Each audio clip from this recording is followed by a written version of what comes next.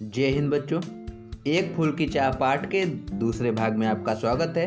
और भाग एक में आपने देखा कि सुखिया के पिता नए वस्त्रों को धारण करके एक सभ्य की तरह से मंदिर में प्रवेश करते हैं और वहाँ का जो माहौल था बड़ा ही आनंददायक था, खुशगवार था। भक्त जो है आनंदित होकर के माँ के भजन गा रहे थे और सुखिया का पिता भी उस भजन को सुन करके आनंदित हो जाता है और साथ ही साथ माँ की वह ताकत थी या एक ऐसी शक्ति जो कि उसको मंदिर की तरफ ढकेल रही थी। आइए देखते हैं मंदिर में उसके साथ क्या हुआ। मेरे दीप फूल लेकर वे अम्बा को अर्पित करके दिया पुजारी ने प्रसाद, जब आगे को अंजलि भर के भूल गया उसका झट लेना, परम लाभ सा पाकर मैं सोचा बेटी को माँ के ये पुण्य पुष्प दूं जाकर मैं। अब जो है सुखिया के पिता जो दीप और पुष्प लेकर के गए हुए थे माँ को अर्पित करने के लिए, माँ को चढ़ाने के लिए, उस फूल को और उस दीप को पुजारी ने जो है माँ को समर्पित किया और दोबारा से प्रसाद जो है अंजलि भर के आगे जो है बढ़ाया सुखिया के पिता की तरफ। भूल गया उसका लेना झट झट, माने जल्दी से उस प्रसाद को लेना मैं भूल गया। क्यों? क्योंकि कोई भेदभाव मंदिर में उसको नजर नहीं आता है और इस परम लाभ को पा करके वह आनंदित हो चुका था। वह ऐसा सोचता है कि उसका जो जीवन है वह धन्य हो गया इस मंदिर में प्रवेश करके। सोचा बेटी को माँ के ये पुण्य पुष्प दूं जाकर मैं, और वह सोच रहा था कि बेटी को यह पुण्य पुष्प जा करके मैं दूंगा जो कि माँ को समर्पित किया जा चुका है। सिंह पौर तक भी आंगन से नहीं पहुँचने मैं पाया, सहसा यह सुन पड़ा कि कैसे यह अछूत भीतर आया। पकड़ो देखो भाग न जावे, बना धूर्त यह है कैसा, साफ स्वच्छ परिधान किए है भले मानुषों के जैसा। सिंह पौर मुख्य द्वार मेन गेट की बात कर रहा है। कहा कि सिंह पौर तक भी आंगन से, अब आंगन बहुत बड़ा ही मंदिर था तो मंदिर से निकलकर आंगन पार करके सिंह द्वार तक, मुख्य द्वार तक सुखिया के पिता पहुंचते इसके पहले ही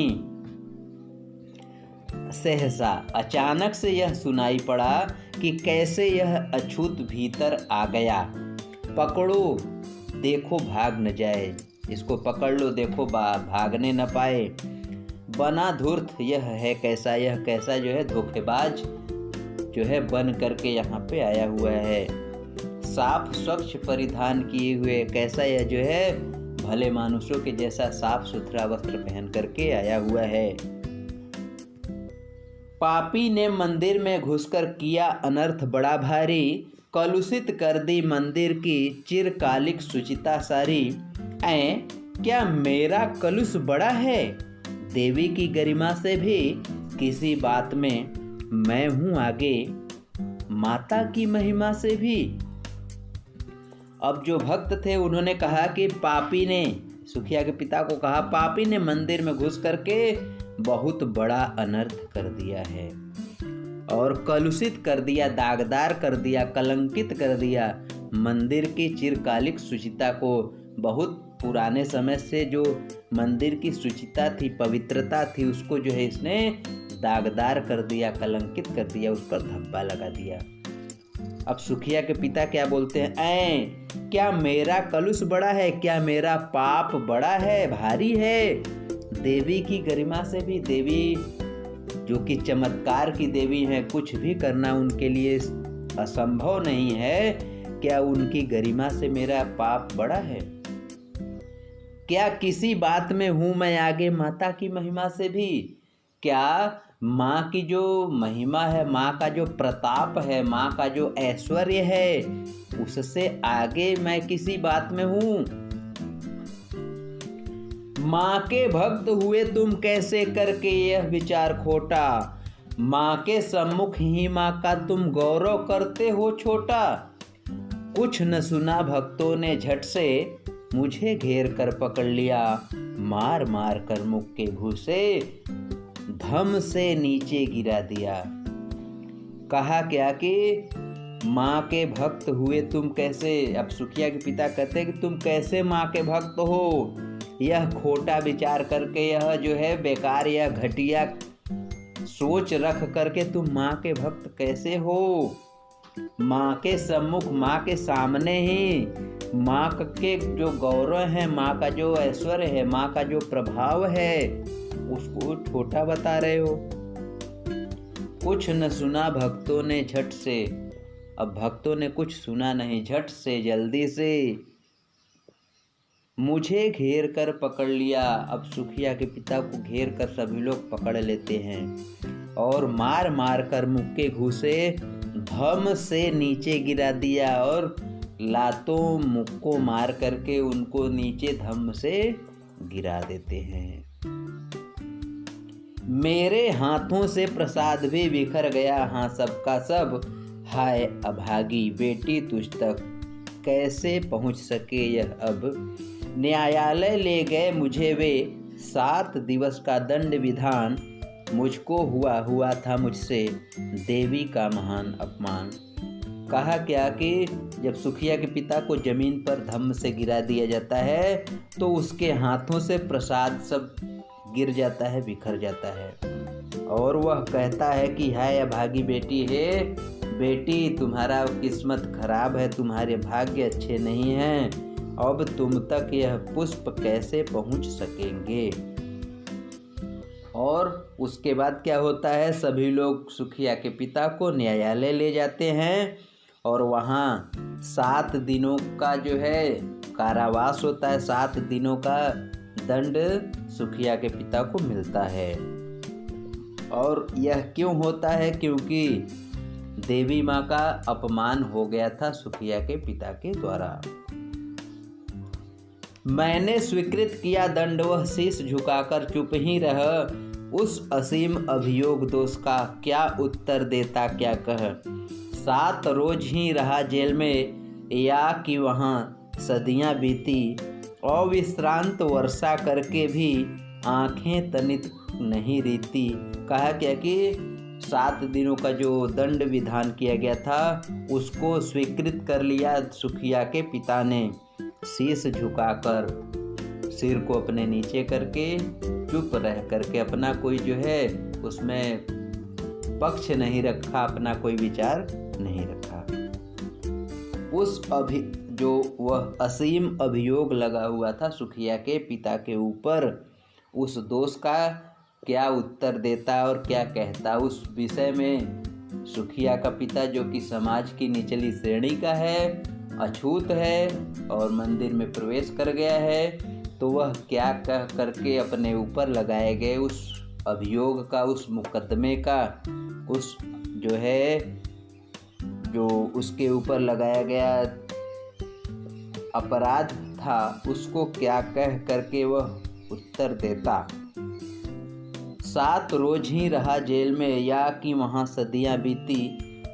अब 7 ही रोज, 7 ही दिन जेल में रहा और उसको ऐसा प्रतीत होता है जैसे सदियाँ वहीं पे बीत गई। अविश्रांत माने लगातार, बिना थके हुए, वर्षा करके, बारिश करके भी आंखें तनिक नहीं रीती। जो आंखें थी सुखिया के पिता की वह थकी नहीं थी, रीति माने थकी नहीं। 7 दिनों तक सुखिया के पिता रोते रहे, लेकिन उनकी आंखें जो है वह थकती नहीं है वर्षा करके। दंड भोग कर जब मैं छूटा, पैर न उठते थे घर को, पीछे ठेल रहा था कोई, भय जर्जर तनु पंजर को। पहले किसी लेने मुझको नहीं दौड़ कर आई वह, उलझी हुई खेल में ही हाँ अब की दीन दिखाई वह। कहने का आशय ये है कि दंड भोग करके जब सुखिया के पिता छूटते हैं तो उनका पैर घर की तरफ नहीं बढ़ रहा था, पीछे कोई उनको जो है ऐसा प्रतीत हो रहा था कि ढकेल रहा है। और उनका शरीर कैसा हो गया था, भय से जर्जर था, कमज़ोर था, तनु माने शरीर, पंजर माने अस्थि पंजर की यहाँ बात हो रही। कहा कि उनके कंकाल, शरीर रूपी कंकाल जो है वह जो है ऐसा प्रतीत हो रहा था पीछे की तरफ कोई ढकेल रहा हो। पहले की सी लेने मुझको नहीं दौड़ कर आई वह। सुखिया जो है हर बार की तरह से दौड़ करके अपने पिता को लेने के लिए नहीं आई। ऐसा लग रहा था जैसे उलझी हुई खेल में ही हाँ अब की दी न दिखाई वह। ऐसा लग रहा था जैसे वह किसी खेल में व्यस्त थी, इस वजह से इस बार सुखिया के पिता को लेने नहीं आई। उसे देखने मरघट को ही गया दौड़ता हुआ वहाँ।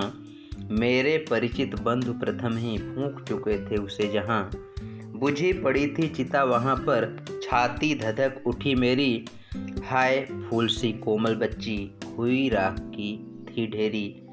अब जो है सुखिया का पिता घर पहुँचता है और वहाँ पता चलता है कि सुखिया मर चुकी है और उसके बंधु बांधव जो है, सगे संबंधी जो हैं, उसको लेकर के मरघट गए हैं, स्मशान घाट गए हुए हैं। तो तुरंत ही सुखिया का पिता मरघट की तरफ जाता है, स्मशान की तरफ दौड़ता हुआ भागता हुआ जाता है। लेकिन वहाँ पर क्या होता है कि बंधु जो थे प्रथम ही पहले ही उसको वहाँ पर जला चुके थे, फूंक चुके थे, उसका अंतिम संस्कार कर चुके थे। और बुझी पड़ी थी चिता वहाँ पर, उसकी चिता जो है बुझ चुकी थी, उसमें से धुआं निकल रहा था। और होता क्या है, छाती धधक उठी मेरी। एक पिता की छाती जो है जैसे धधक उठती है। हाय फूल सी कोमल बच्ची, हुई राख की थी ढेरी। फूल सी कोमल बिटिया सुखिया जो है राख की ढेर के रूप में बदल चुकी थी। अंतिम बार गोद में बेटी तुझको ले न सका मैं हा।